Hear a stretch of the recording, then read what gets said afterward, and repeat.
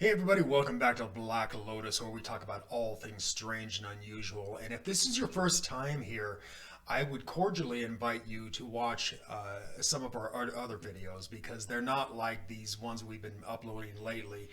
The reason for that is that I'm in a job that's considered essential, and I haven't had a lot of time to do any research, and I don't want to dump all that research on Ralph.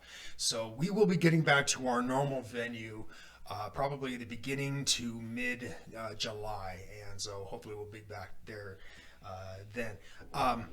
But in the interim, we didn't want our followers to think that we forgot about them, and so we have a podcast over at PodBean, and it's called the Paranormal News Network.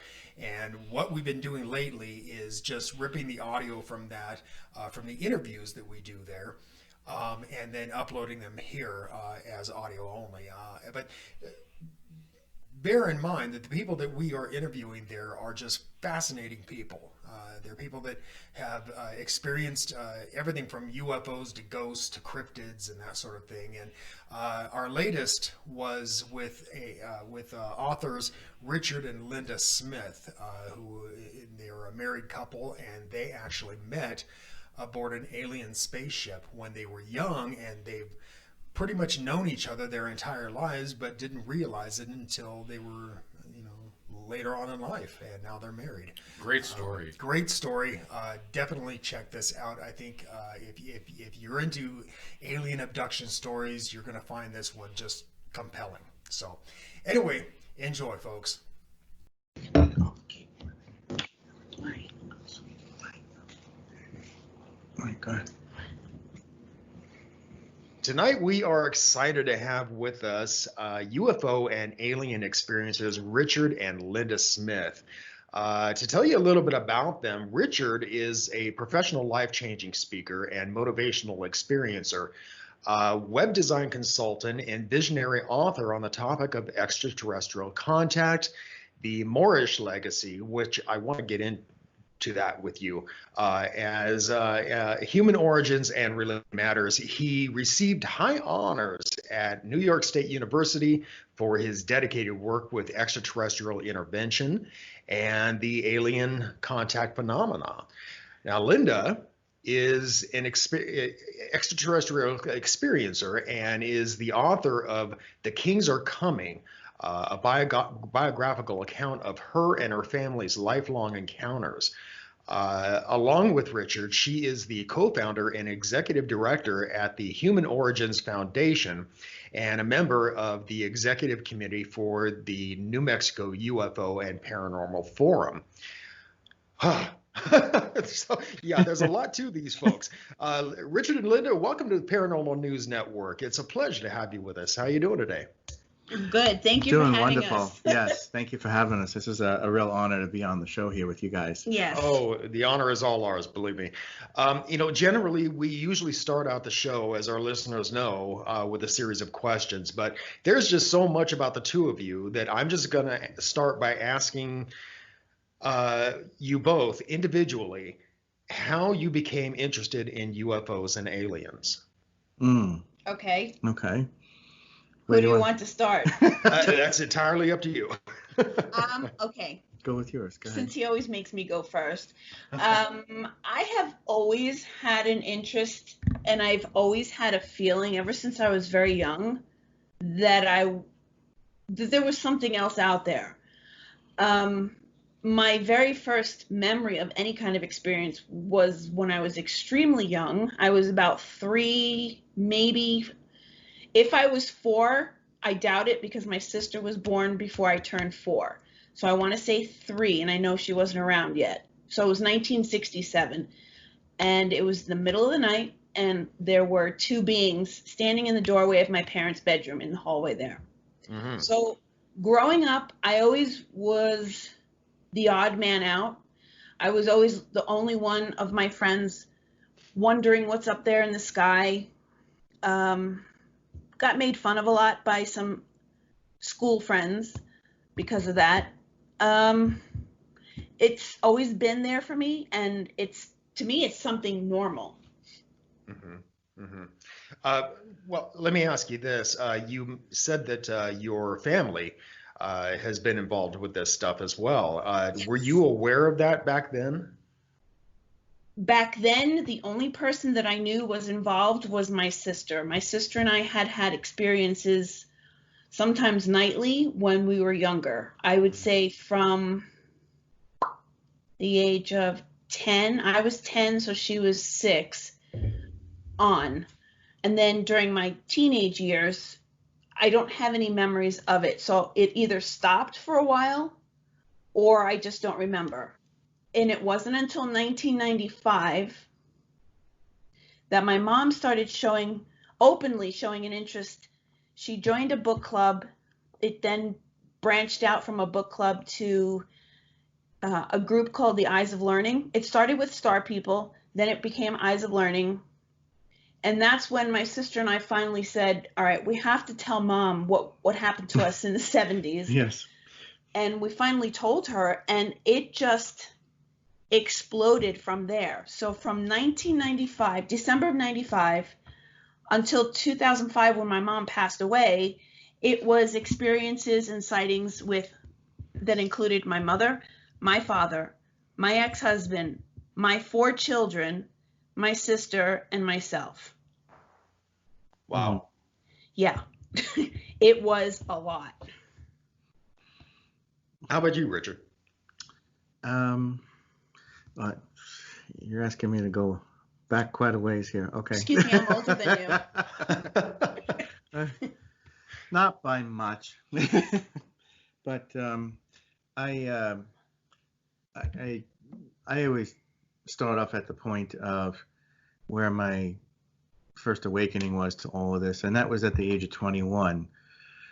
But that was the part where I became awakened to it. That wasn't exactly where it began. And at the age of 21, when I had that first awakening to what was going on in my life, I realized that I had been having visitations and extraterrestrial experiences since the age of 4. Wow. As my earliest recollection. Yeah. And when all that flooded back like a total recall at the age of 21, then all those, well, what would be perceived from a child's perspective as horrible nightmares and very bizarre experiences, then all of it made sense. It all fell into place. It's like, oh, okay, that's where all those came from. None of those were dreams. They were all experiences camouflaged as dreams in my mind as a kid. And that opened up a watershed, just the floodgates that blasted open at the age of 21. And that's where things began for me. As time went on, I found out in having open discussions with my parents about it that it was a generational thing from my family too. My mom identified with it. Pretty sure my grandmother was a part of it too, because of the type of abilities that she had when she was alive. So it goes back to at least my grandmother, and then it's continued on with my nieces, because my brother has all the kids, so he's got 4 girls, and so as far as that, Linda and I also have a daughter of our own, so it's passed on there as well. And I write about her in the books. She's someone I refer to as the star child, the hybrid daughter. Linda talks more about that because she had twins, one that stayed here, which is the one that's now 24 years old, and the one that was taken, which Linda has been able to see, what, once? Yeah. Okay. So there were twin daughters, but one was taken and one was left behind to be raised by her human mother. Okay. And that's the one I refer to in the books as J.M. Starchild. She's a real person. She's, living a normal life. She's in Florida. She's going for nursing school. Has a huge love of animals. She works as a waitress right now, on working off of tips, but and is well aware of the history behind. Yes, there was a time when Linda sat down with her and told her everything about me. And she accepted it right off the cuff as something that made a lot more sense to her as growing up as, adolescent teenager and now in her young 20s. It just resonated with her that there was a connection between her and I. Well, let's do the Yeah, backstory. there's a backstory to that Yes. too. This is where Linda and I end up crossing paths, so to speak. Since I had that awakening at the age of 21, there was a certain point where after I finished commercial art school, I decided, because at the suggestion of my art professors, they had told me all the great ideas for commercial art come from fine art. And so I decided to pursue my bachelor's in something that was still visual arts, but it was more regimented towards the fine arts instead of the commercial arts.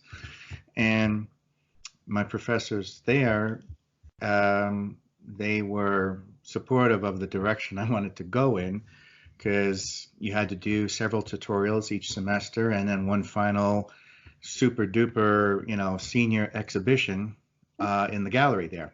And my idea was something that they had never heard of before. And I had to sit there in front of these well-educated, well-learned international artists and professors on the staff there and explain to them, this is what I want to focus my artwork on.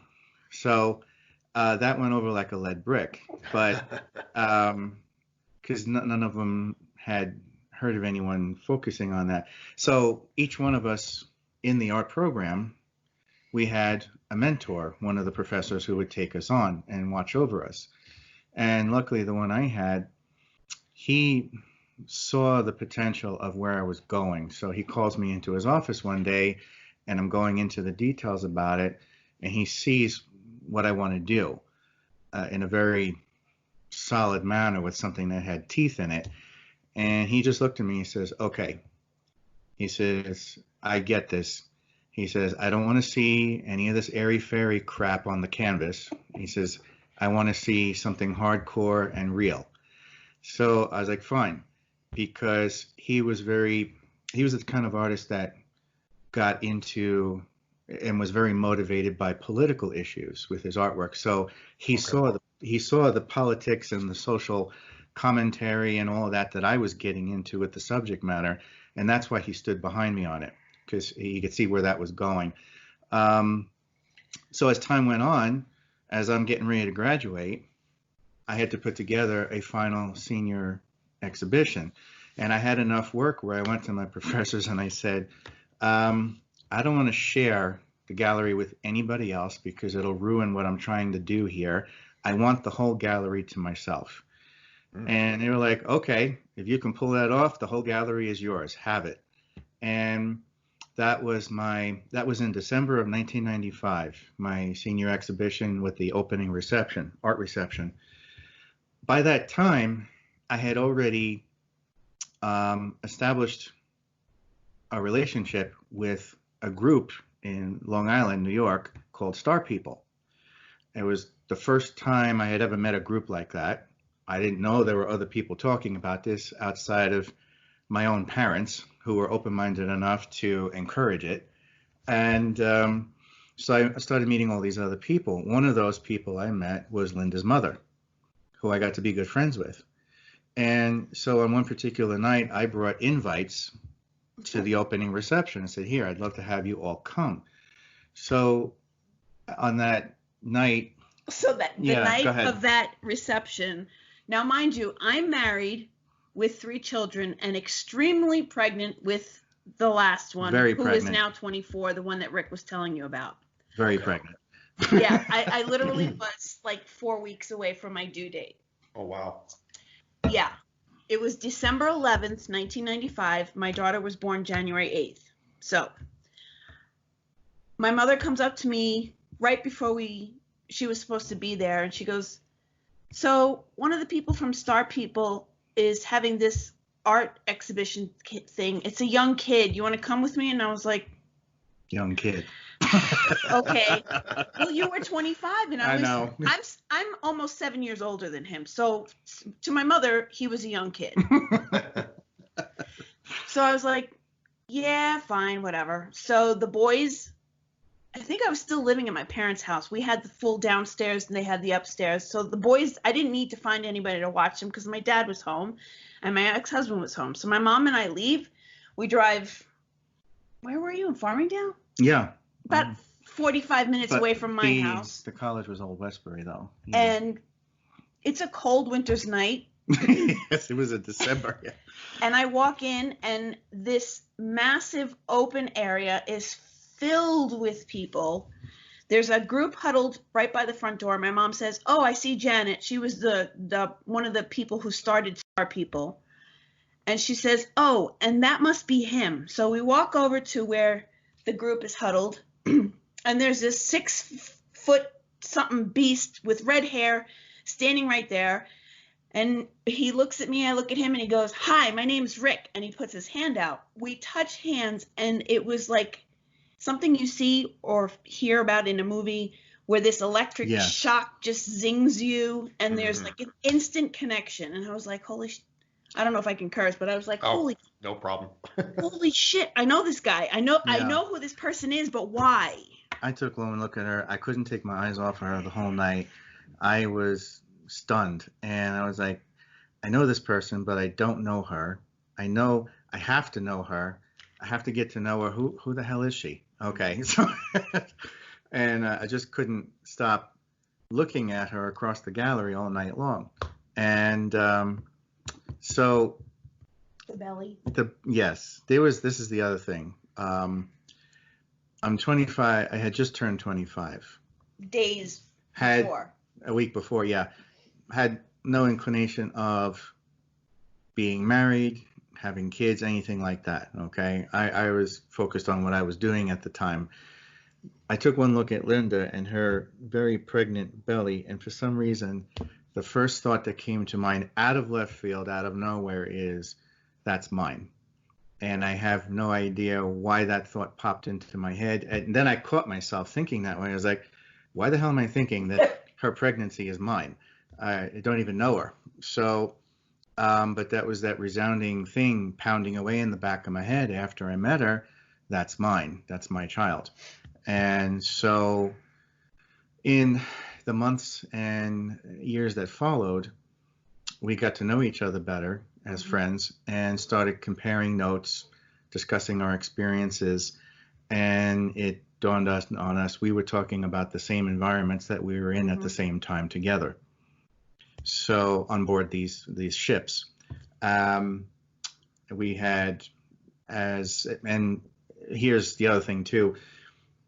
It took us 25 years to actually get married because of other obstacles that were in the way. But I've been living out here. I come from New York, but I've been living in Albuquerque, New Mexico, since 2008. Linda moved out here about 2017, beginning of it. When she moved out here, bringing all her stuff with her, we started looking through her photos, and I almost fell on the floor because she pulls out a picture of what she looked like at about 11 years old, and I was like, that's the dark-haired girl who would chaperone me at 4 or 5 years old on board the craft. That was her. Dead ringer. And I was like, I knew it was you. I knew that was the girl. And so that confirmed it as well.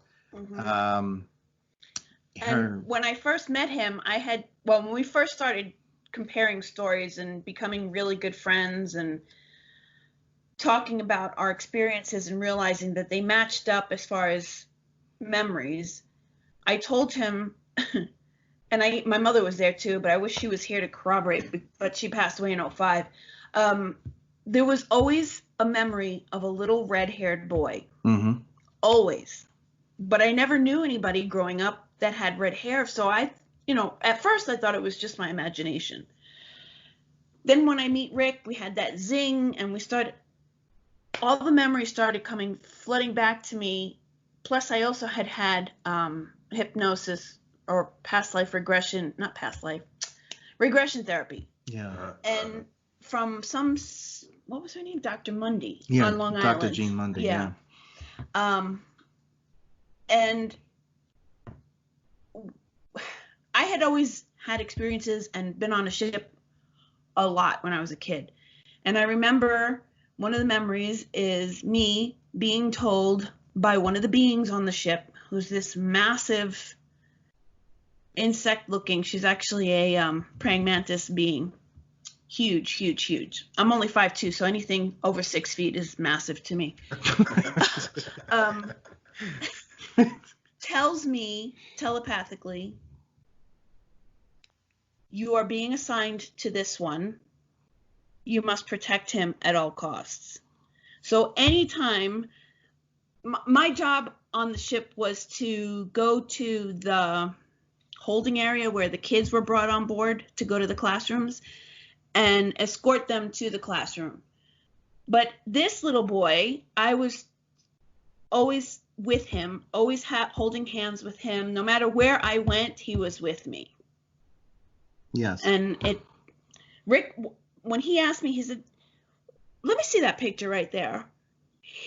He turned white. I was like, "What's the matter?" He's like, "I never realized that it really was you. That's you in the picture." I was like, "Yes, that's me." Yes. So, and Wow, that's one hell of a story. Yeah. I've heard of these things happening before, but this is the first time we've been able to speak with anybody that experienced this. It sounds so far-fetched that even I, for a while back then, had a hard time really grasping it and accepting it.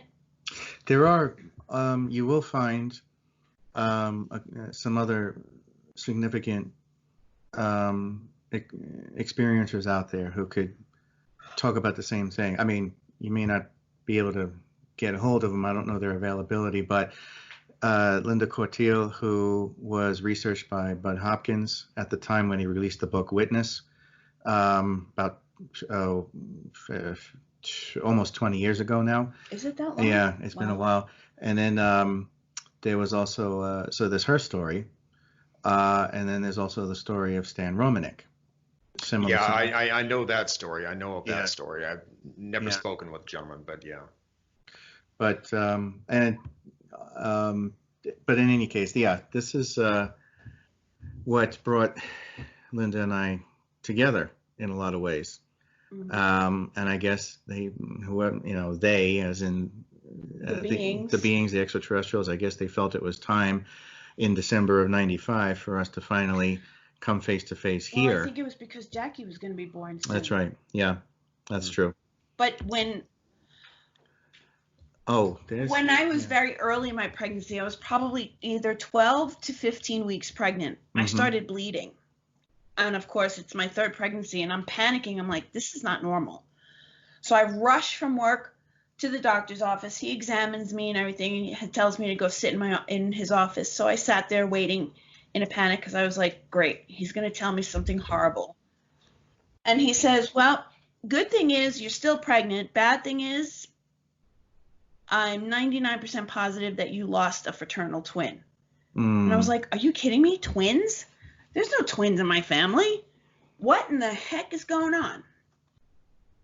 Shortly after my daughter's born, 3 to 6 months later I have an experience where I'm with my mother sitting in a very large round room, and a door opens that wasn't there, just like the wall opens and it's a door, and 3 beings come in.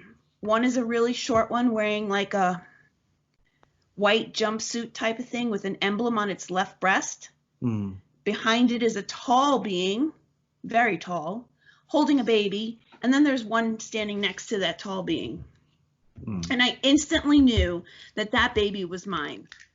And they walked up to me, told me telepathically, this is your baby, hold her. And they wanted to see how she interacted with me and I with her.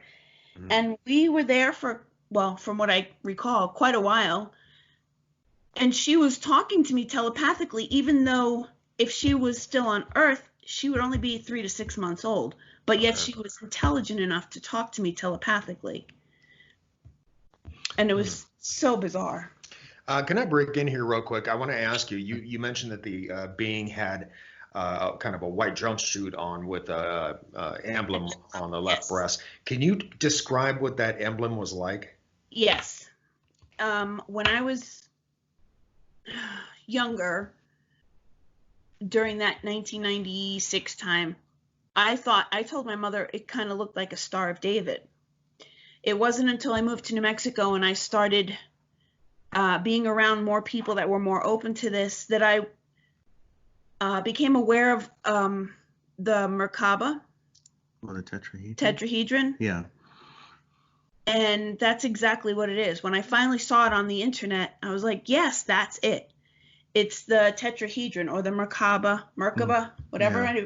So everybody calls it something a little bit different, but that's what it is. And that particular being is a being that I've known since I was a child. I call that one the Elder. Mm-hmm. The reason I ask this is because I'm not sure if you're aware of this, but I am an abductee, but it only happened once with me, and it happened back in 1988. I didn't remember any of it until 1995, but when I did remember, the memories came just flooding back in a huge flash. And one of the things I remember is I was taken aboard this giant triangular craft. It was about the size of a football field. Yes. And my car stalled out under it, and I was fascinated by it. And I was up through my sunroof looking at it, and this guy tapped me on my shoulder and said, "Sir, you're going to need to sit down." And I turned around startled, and he was dressed like, the typical Men in Black kind of thing. He was in a black suit with a white shirt and a tie. But on his left arm, he had like an arm patch on there, and it had an emblem on it, which I've never been able to really understand. And it almost looked like, those the sign for a nuclear warning, Yes. the try thing. Oh, It yeah. looked like that. So I was wondering if it was similar to that. No, it was, I would have to see it, but the one that I have seen on all the elders, because there's a group of them, it's like a council group. They all wear white and they all have that emblem. And it does resemble the Merkaba or tetrahedron, which is a series of triangles in like a 3-dimensional. Okay. I'm gonna have to look that up. I think I know what you're talking about. I'm gonna have to look that up and find out. But so wow, yeah, this is even a more interesting interview than I thought it was gonna be. I had no idea that you two were basically mated aboard these ships. Young age. many years ago. We're talking 20 years ago. There's, I'm sure you guys know her too. There's an author by the name of Eve Lorgan, who's a researcher, and she came out with a book 20 years ago called The Alien Love Bite. And I didn't think much of it at that point until more recently. Linda and I were talking with Gloria Hawker, who is a researcher who had worked with Bud Hopkins when he was alive. She's one of our committee members here with the New Mexico UFO and Paranormal Forum, and she listened to our stories and compared the notes. She says, "You guys are an alien love bite." She says, "Have you ever heard of that?" And I was like, "A what?" Linda had never heard of it, but I was just like, I just got hit in the head with a boulder. I was like, holy cow. The last time I even came across that term was 20 years ago when Eve Lorgan was the only one really out there talking about it. Yeah, I had never heard of it before. And it was like a blast from the past. All of a sudden things had come full circle after 20 years. And it was like, I never even thought of it that way until it was brought up. And I was like, yeah, this does have all the hallmarks of what Eve Lorgan talked about all those years ago, and still does today. Mm-hmm. So there's that aspect of it. These children, regardless of whether it's a single birth or twins, or ones are left here, ones are taken, however you want to go with that, even the ones that are left here to be raised under normal circumstances with their families and so forth, Like Jackie. Mm-hmm.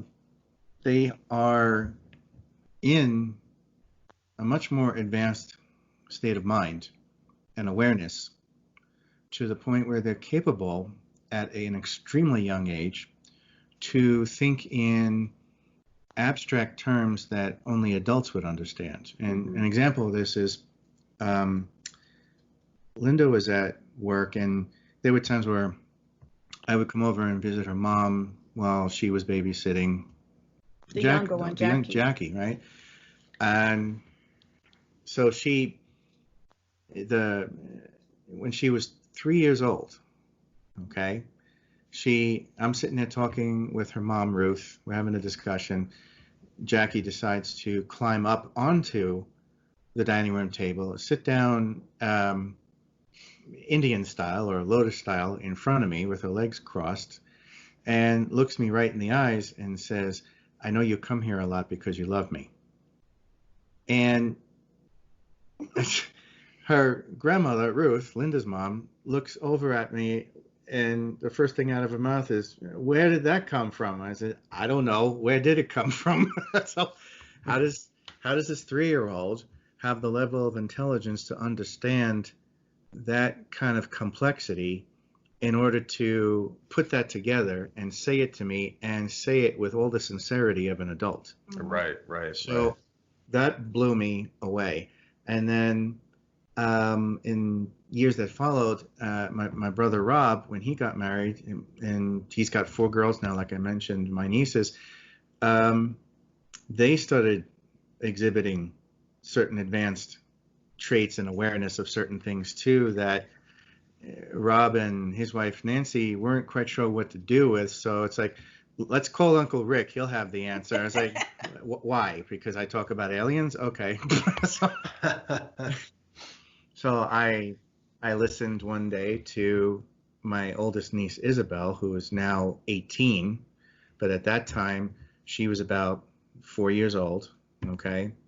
And this is when I was still living in New York, and I was over visiting for dinner one night, and Rob's like, "Come here, you got to listen to this, okay?" He says, "You better sit down for this." He calls Isabel in, and he says to Isabel, "Tell Uncle Rick what you told Mommy and me." So she proceeds to go over to her little chalkboard, picks up her piece of chalk, and starts drawing out on the chalkboard her story. And she draws this big giant circle, and she says, this is the planet, this is Earth, and the big circle is the atmosphere. And then she draws a hole in a certain segment of the atmosphere, and is like, she proceeds to tell me, "This is where they came to get me, and they took me up out of this hole." And then she's drawing around a line around to the other side of the planet, and she says, "This is where they took me through this hole." And she says, now here's what floored me. 4 years old, she starts pointing out a particular country on the globe that she's drawing herself. She says, "And over here where they took me is Australia." And I'm listening to this, I'm like, how in the hell does she even know how to pronounce Australia at 4 years old? So I'm looking at Nancy and Rob. I was like, where did she get the word Australia from? And Nancy's like, "I have looked at everything I possibly can. There's nothing on SpongeBob SquarePants that was talking about Australia at the time." Okay. There was nothing. She even went as far as calling up the teacher at the kindergarten school, nursery school, and saying, "Hey, are you guys talking about geography, anything about Australia?" And it's like, "We're not even giving any geography lessons at this point, so I don't know." So even the teacher confirmed. She says, "I don't know how Isabel heard about Australia, but it wasn't from this classroom." And so when I looked at Rob, he's like, "I have no idea." So somehow she pulled the name Australia out of left field and was adamant about it. She says, yes, this is definitely Australia. This is where they took me, and then they brought me back home through the holes in the atmosphere. And I'm looking at her like, okay, so, I don't know why Australia floored you. I mean, Yeah. the 4-year-old says atmosphere, and they came to Yeah. get me. Well, Right. I was, yeah, I would have been passed out on the floor. the whole thing just blew my mind. And Rob's got this smile on his face, like, see, I told you to sit down. Ralph, do you have any questions you want to ask? More of a comment. I just want to say that I had went and looked at your artwork, and Yes. it's very interesting. That's thank the you. artwork from '95 that I met him. We still have all that artwork here in our house. Yeah. I love it. It's my favorite. And the professors were flawed by it too, and they hadn't seen such a turnout at an opening reception like that It was for packed. 10 years prior. And they came to me and they said, normally I was only going to be allowed to keep the whole exhibition up for a week, and then I had to tear it all down. And they said, you know what? Leave it up for a month. They said, because you even caused the president and vice president, or principal and vice principal of the college, to come down to the art department and see this particular show that you put on. She says they didn't do that for any of the other artists. She says they don't even give a damn about the art department. The night that I came, which was your opening night. Yeah. When after we had introduced each other, my mother and I wandered around. Now, mind you, this building is huge, and every room was packed with people staring at his artwork. Some of it was three-dimensional, some of it was on canvas. I happened to turn around and go into one of the particular rooms where he had this milk cart, a three-dimensional huge milk carton on the floor, and on going towards it were these copper sheets that. Well, that was the huge thing. Oh, that was the thing? That was okay, yeah, but that had to anyway, suspend, I get yeah. into this room where the Mhm. milk carton is, and I see a group of Japanese men, a huge group of Asian-looking men, taking pictures like they were at some museum. Yeah. And I was like, what They seem to is be going on? Who is this person named Rick? Why is this whole thing such a big commotion? They walked up to Rick at one point, and this is where the UFO teacher was born. Because they said, go ahead, you tell the story. I have that in the biography on the website too. It's just they were examining each piece of artwork, and I was actually being interviewed by one of the local news outlets, one of the local radio television stations. They were there too, and it just happened to click. They had the camera going. I was talking about one of the pieces that they were asking about. The Asian businessmen, all dressed in suits and overcoats, they were coming up behind me looking at each piece of artwork, and they figured out that I was the artist, and one of them looked up at me and said, "You are the UFO teacher." And of course the person from the news media was there and heard that. Mm-hmm. And that's how the name stuck. So I decided, okay, I will adopt that permanently, and that became my website, ufoteacher.com. Mhm. But that's where it came from, the exhibition that night, because of those That group those of businessmen. Asian. Where they came from, how they heard about it, Yeah. I have no idea. It's like somebody dropped them out of thin air, and they disappeared just as fast. So they were there and gone. I was like, where did they go? I didn't even get a chance to talk to them. So Richard, tell us about the Moorish legacy. sure.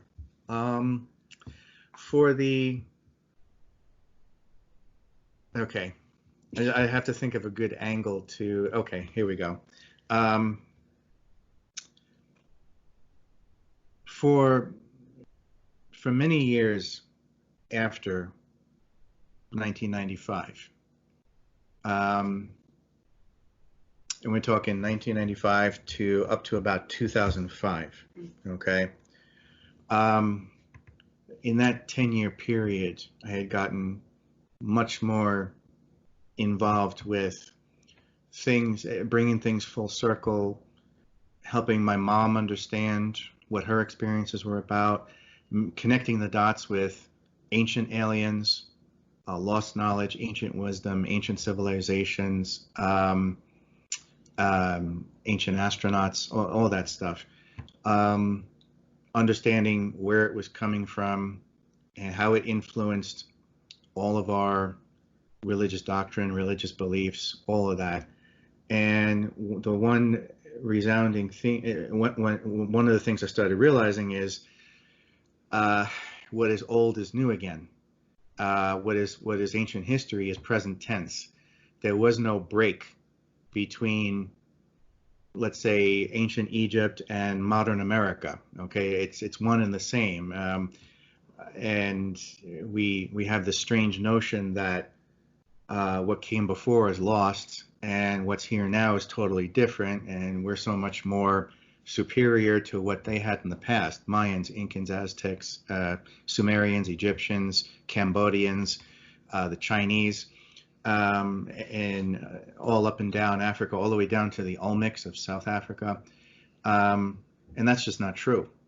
There's a sequence of events, cause and effect, action and reaction, a golden thread that brings us to where we are today.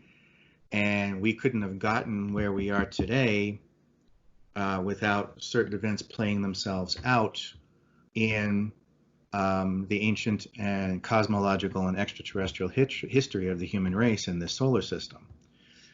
One of the resounding themes, once you make the connection like that, past is present, present is future, future is past, in an endless cycle that we keep repeating by accident because we're not learning from our ancients and our elders, you start seeing a resounding theme.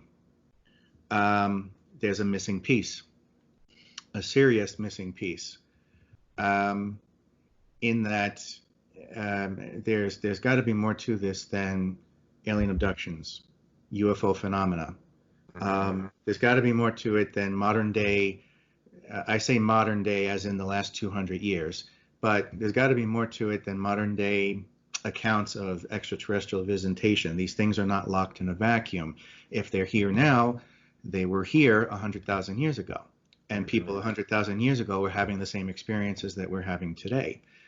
Why did people 5,000 years ago, 10,000 years ago, 50,000 years ago, why did they have open relationships with visitors from other star systems? And yet today, we have nothing. Okay, it's treated like taboo. It's treated like it's coveted in all sorts of clandestine conspiracies. We are left in a very uneducated state as to what we're up against and what we're dealing. One of those, probably the tremendous biggest missing piece to all this was understanding how things evolved with Native Americans, Native Africans, Native Asians, Native Arabians, and why was that all of a sudden kicked to the side, like this redheaded stepchild that nobody wanted to talk about? Right. You know, we hear all these stories and legends coming from these ancient native cultures, but we don't pay attention to them because we think it's all a bunch of ooga booga stuff, because they're not speaking from a textbook, they're speaking from an experience. Well, that experience came from a scientific fact somewhere along the way that was handed down through the generations. Myth and legend come from scientific fact, and through playing the telephone game over 500,000 years, sure, there's going to be some details that get smoothed on the edges or something's lost in the translation. But when you peel back the layers of legend and myth, you get down to scientific fact. And so what happened to that relationship? One of my mentors, longtime friend as well, he could see a lot of the frustration I was having as both a researcher and experiencer along the way. By the time 2005 came along, I ended up, because of this one mentor, he ends up giving me a book that could easily be anywhere from $100 to $150 to buy.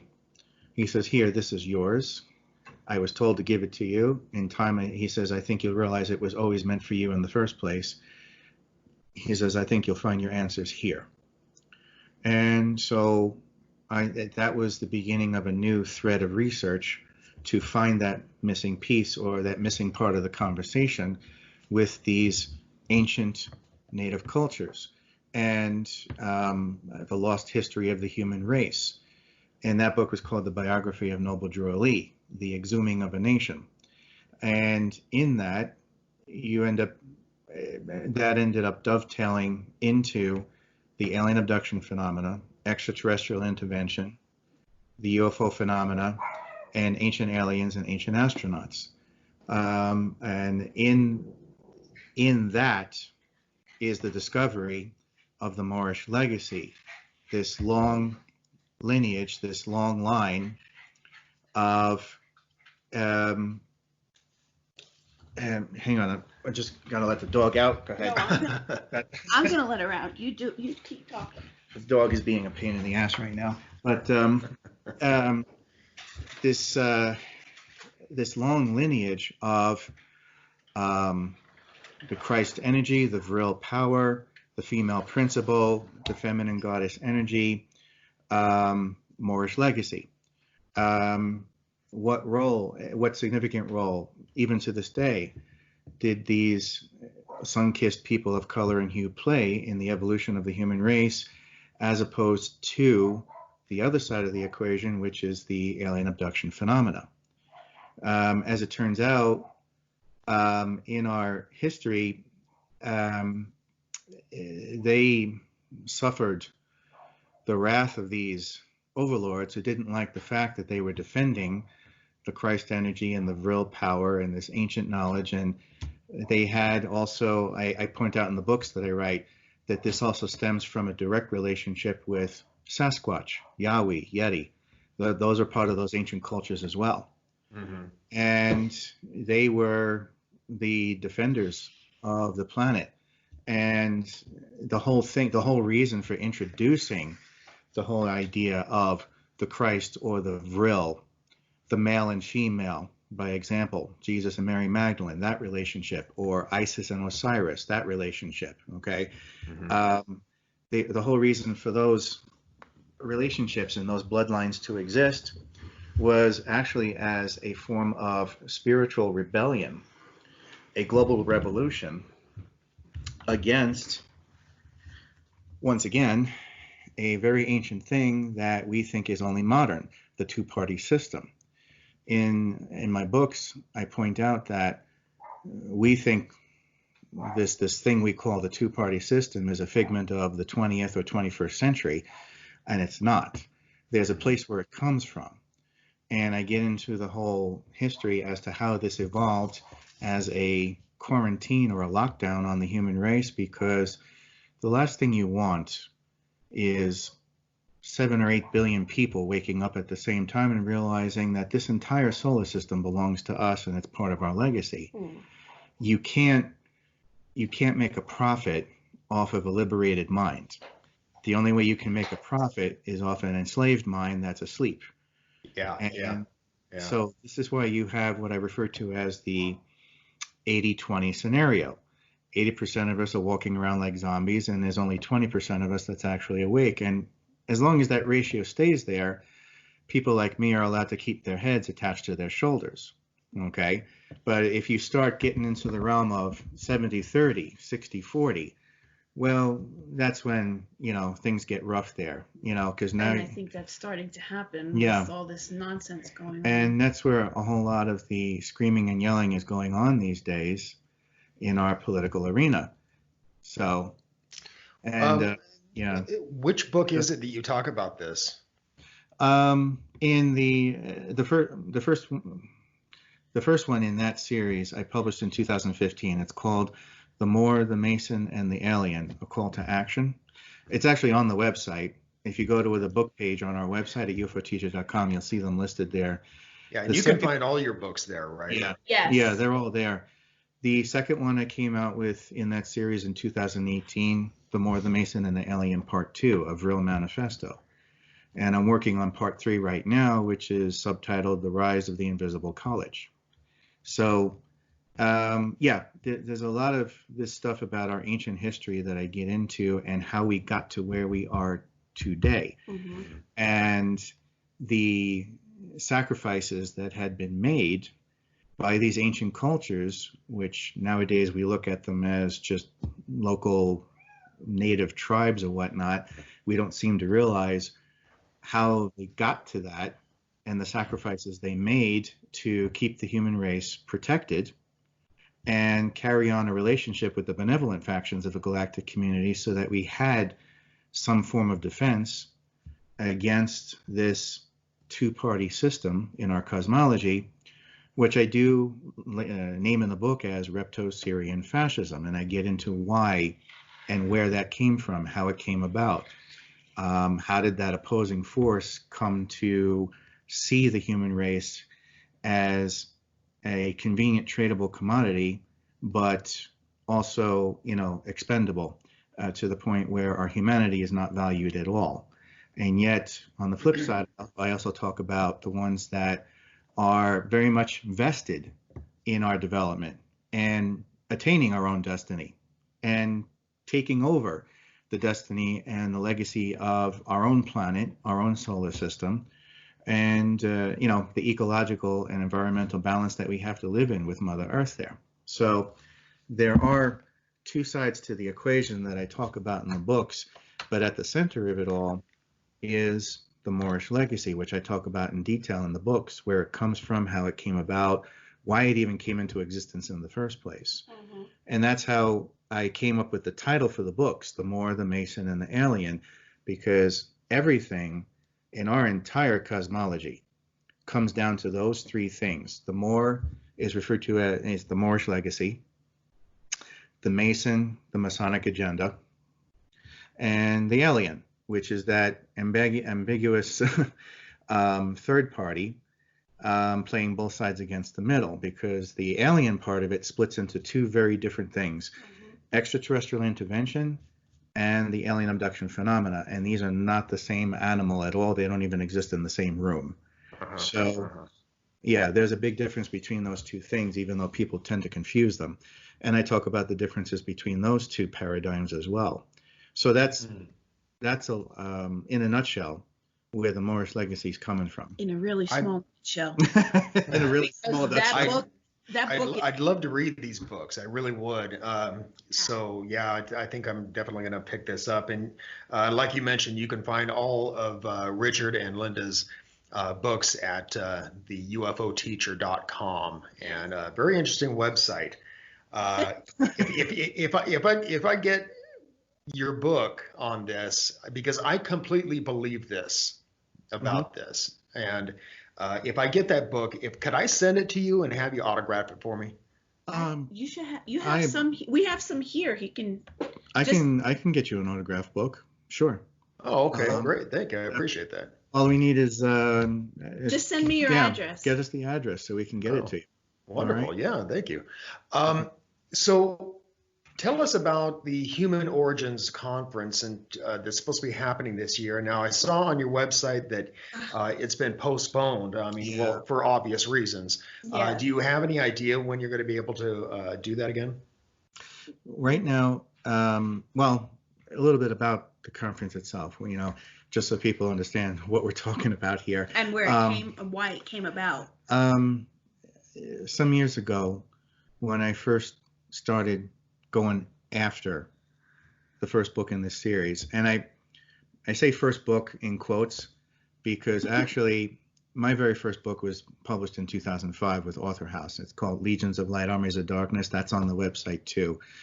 And if I had to draw a comparison between that book and the ones I'm writing now, I would say that first book from 2005 is The Hobbit, and the books I'm writing now are Lord of the Rings. Okay. So that's the relationship between the two. There's the prelude, and then there's the actual book series. But for anybody listening, don't read the first book from 2005 until you read these books, because that first book from 2005 was very much based in experiences of the extraterrestrial kind, but I wrote it in such a way that if you try to absorb that first, you're going to be lost. So read The More the Mason and the Alien, read those books, then go back to The Prelude and read that, and you'll be able to appreciate it 1,000 times more. Otherwise, you'll be like, what the hell was he talking about? Okay. But from writing the book, even when I got back on track with writing again, and I dived into The More Mason Alien Part 1, Call to Action, that was the beginning of 2014, January 1st, bam, right on the dot, jumped into it, didn't stop working on it till July of 2015. Well, at that, it was right about a month before I started writing it, which was December 2013. I get a phone call out of the blue from someone by the name of Ilias Bafis from, of all places, Australia. And he called me through, I think it was Skype. And he says, oh, I'm so happy to reach you. I've been wanting to talk to you. I just watched 16 hours of your material on YouTube, and we got to do a conference. I got to get you over here into Southeast Asia. We got to get this going. What you're talking about is phenomenal. No one else is doing it that way. I was like, okay. I mean, I know I had a lot of stuff out there on YouTube. I didn't know there was 16 hours worth of it, but he said he watched it all. And that, in those initial discussions in December of 2013, is where the idea for the Human Origins Conference was born. And along the way, we tried getting it together. We had some false starts along the way. I started doing smaller seminars under the name of Human Origins Seminar just to get the name out there and start getting people to recognize it. By the time Linda moved out here with me in 2017, then there was more of a direction to go in to get it off the ground and have it be a reality. Linda had the experience for organizing events that I did not have. And so she understood right off the bat what I was trying to do, what I wanted to do. So the Human Origins Conference is an outcropping of the books. It's an extension of the books and the whole idea behind it.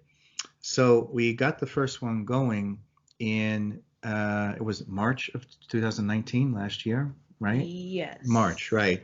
We got it off the ground, we got it going. It was a big success. All the speakers were on board and supportive and wanted to see it continue, as did we. So we were amping it up for 2020, and then all of a sudden we crash landed with this COVID-19 stuff, and we were the first ones to make a decision to, okay, let's come to a decision here. Can we follow through? Can we? Because at this point, we hadn't heard anything from any level of government at all. So Linda and I decided to send out a newsletter saying, okay, for the safety of everyone involved, since at least half of you are really getting upset about this, we are postponing it. We heard a bunch of flack about that. Yeah. Why are you canceling it? Well, sure enough. Within days. Everybody was like, all of a sudden there down. were official announcements everywhere, and it's like, wow, that we just pulled that out of thin air, and then all of a sudden it was a reality. And I'm glad that that we did make the decision to postpone it, because the reservation at Isleta, where we were going to have the conference, the venue, they got hit hard with COVID. Yeah. They lost a lot of Native Americans on the reservation. And it was sad. They actually shut down completely. Yeah, it's hard to imagine a casino and resort center shutting down, but they did. Yeah. And everybody that had events going on, they all had to cancel it. So, yeah, go ahead. No, I was going to say, so because everybody canceled their events at Isleta, when I finally did get to speak to the event planner that I was working with, the only date that was available was around Thanksgiving of this year. And I Which said, would have sucked. I'm Yeah. not going to compete with Thanksgiving. Nobody's going to want to come. Oh, right. Yeah, obviously, yeah. We had that issue the first time around. We were going to have the conference in October Of 2018. of 18, Yeah. but because it was Balloon Fiesta time, there was no competing with that. So Yeah. we moved it to March of 19, thankfully. So as of right now, a date is up in the air. I have to wait till Isleta opens up again. But the good news is this: we are Actually finally working with a sponsor. Yeah. Oh, you Yeah. are? Because we the are- first conference we paid out of pocket. Yeah. Wow. We did Yeah. it. we I'm did not it. doing that again. We did it out of our own pocket, and that was just impossible to overcome. So this time around, we are targeting or trying to apply for, funding that will help us. So, Well, hopefully you'll be able to do this relatively soon. We're in Las Vegas, and the Yeah. Strip and Fremont Street has been, well, all of the casinos here have been shut down, and they just reopened. And I'm not so sure if that was good timing or not, but the tourists are starting to come back, and we'll see what happens. But and maybe they'll be able to open up in New Mexico again here pretty soon. But I don't know. They've started, the restaurants are now, I think, are allowed to do up to 50% as of just recently. So Right, same I'm thing crossing here. fingers that by 2021, we can go full speed ahead. in case Yeah. your audience wanted to know, from the Human Origins Conference, we created something more encompassing, the Human Origins Foundation. And we are going after getting it registered as a nonprofit for education and so forth. We are looking forward to opening up tours to ancient sites around the world as well, along with having these educational seminars and conferences annually. So there are a lot of plans on the drawing board to take this all the way. Yeah. We have some interesting organizations that want to work with us on it, which is great. This is the right place to do it in New Mexico to get it off the ground, but we are also looking forward to having the conference itself as the main venue for the foundation, to also be a traveling event around the country and internationally throughout the world. Okay. Have the Human Origins Conference in different places, not just here in Albuquerque. Yeah. Okay. So that'll give more people a chance to even participate in the event locally, instead of, expecting everyone to have to come Here. Okay. Right. But, and we have a phenomenal speaker lineup. They're just waiting in the wings for us Yeah. to give them the high sign, and they're all on board with it and we had a great lineup of speakers last year for 2019 as well. And a lot of those speakers we are in the process of interviewing on our radio show that we have weekly too, The Return of Mr. and Mrs. Smith. Tell me about that radio show. Where can our listeners find that? It's pretty easy to find. I set it up with an easy YouTube playlist right on our website at ufoteacher.com. It's actually produced by Global Enlightenment Radio Network, so you can find it with them as well. But each time we do a broadcast and the YouTube video is processed, we immediately put it into the playlist right on the website, and also on the radio page too, right on the website. So they can find it in two spots, same website. And they can watch them, right there. We've already 8 or gotten, 9. I think we're on our way to episode 8 at this point. Yeah. It's been great with starting that up again. And because I used to have a radio show many years ago, but trying to do it myself was a bit of an uphill battle because it was extremely time consuming. Mhm. So when we got the opportunity to do a radio show together, I told the producer, I said, I don't want anything to do with having to produce this.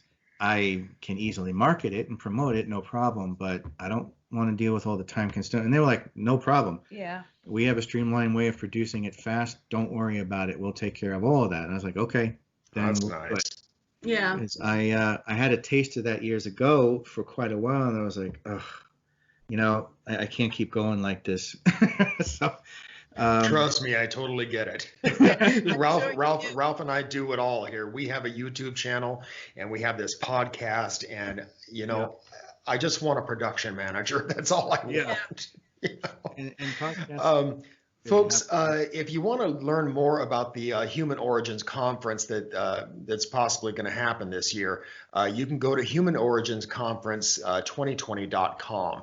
And as I recall, when I went there, you can sign up for the newsletter and keep abreast as to what's happening and when. Yes. So, but Ralph, before we get out of here, we're going to need to wrap it up here in a couple of minutes. But before we get out of here, did you have another question you wanted to ask? Yeah, what exactly is the Human Origin Conference? Oh yes, the subject matter that we cover in it is rather broad, but topics would be our human origins, ancient aliens, lost cultures, lost knowledge. I'll give you examples of subject matter that the speakers themselves talked about. We had Jim Vieira there from the History Channel, who had done his own shows with his brother on lost giants. So he did a presentation on megalith structures and the giants that would have had to have been there to lift those boulders and rocks and build them. And so he gets into where the whole all the legends and the stories of giant human beings come from, or for that matter, giant aliens. That's one aspect of it. We also had George Haas, who talks about the Sidonia Codex of Mars and the civilization that was there and all the photographic evidence showing all the machinery that was left behind by this ancient civilization. So that gives you a crux right there. We also have people who would talk about Bigfoot or Sasquatch, cryptids, okay? We would have people who would talk about alien contact from the modern day perspective and also the ancient perspective. Mhm. So there's a broad scope.